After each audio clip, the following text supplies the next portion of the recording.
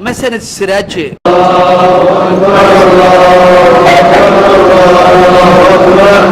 maanta oo ku beegneed maalintii ugu horeysay ciid fitriga ayaa si weyn looga dareemay gudaha magaalada Jowhar waxaana la arkayay caruur fara badan iyo waalidiintooda soo daawasho tagaya goobo ku yaala gudaha magaalada Jowhar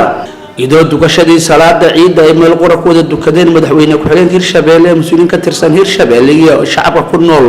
magaalada Jowhar qaybo kamid ah xaafadda Horseed ee magaalada Jowhar masjid ku yaala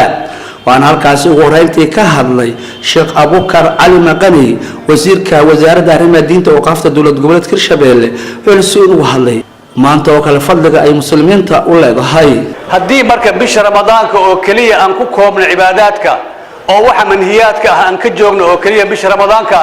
oo bilaha kale aan noqono dad dabarkii laga gooyay waxaan noqonaynaa bisha ramadaan kuwa caabuda kuwa ilaahay caabuday noqon mayno waxa isna halkaas ka hadlay madaxweyne ku xigeenka Hirshabelle Ali Cabdullaahi Xuseen wuxuuna hambalyo bogaadin hawada u mariyay ummada islaamka gaar ahaan ummadda Hirshabelle guud ahaan waa xilli ciida waxaan ugu baaqayaa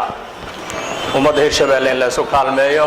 cid walba cid ay dhaanto inay ciida ka farxiso waxaan leenahay ilaahay anaga aqbalo acmaasha dhamaanteed sanadkan sanadkiisana ilaahay bashbash iyo barwaaqo iyo nabadgelyo iyo horumar Allah nagu gaarsiiyo salaamu calaykum wa rahmatullaahi wa barakaatuh dhinaca kale shacabka ku nool magaalada Jowhar ayaa hambalyo bogaadin hawada u mariyay eheladooda qaraabadooda iyo asxaabtooda iyo waliba waalidiintooda munaasabada ciidul fitriga awgeed bismillaah in dhammaan ummadda Soomaaliyeed waxaan leeyahay ciid wanaagsan kullu caam wa antum bil khayr ciidan ciidada bashbash iyo barwaaqo aan rajeynayaa waan maasantii ciid wanaagsan kullu caam wa antum bil khayr waxaan salaamayaa ummadda Soomaaliyeed gaar ahaan reer Hirshabelle waxaan leeyahay ciid wanaagsan waxaan salaamayaa hooyaday Fawziya Yaasiin Jaamac caruurtayda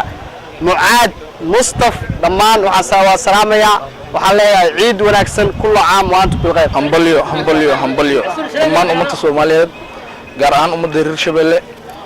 ciid wanaagsan Abubakar Maxamed Bacadle warbaahinta qaranka caasimada dawlad goboleedka Hirshabelle magaalada Jowhar